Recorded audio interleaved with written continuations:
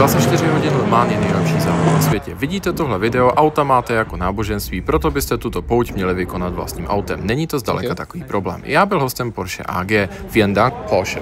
Na trať jsou ale nádherné výhledy ze všech tribun a zároveň můžete chodit po celém okruhu. Všemi 10 doporučuji Gridwalk, který je zároveň také parádním karnevalem. Napětí před startem graduje, ale vy si takřka můžete šáhnout.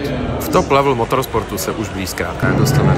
Úderem 4. začíná samotný závod a jde se na věc. Díky délce závodu a typické proměnlivosti počasí je to doslova boj o přežití. Každý tým je fantastická operace, od meteorologa po člověka schopného složit převodovku po slepu.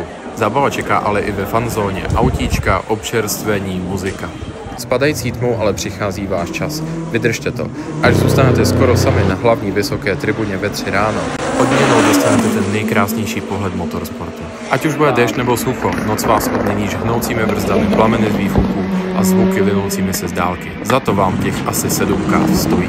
Ať už si Le Mans prochodíte pěšky, a nebo máte to štěstí a vidíte ho z výšky jako já, tak vám dojde, proč mnozí závodní piloti říkají, že to nepůsobí jako závod, ale jako cesta někam. Piloti a osobnosti, které třeba můžete i potkat. A s tímhle vším bude na konci vlastně úplně jedno, jestli váš favorit vyhrál nebo nevyhrál. Všichni mají radost a právě proto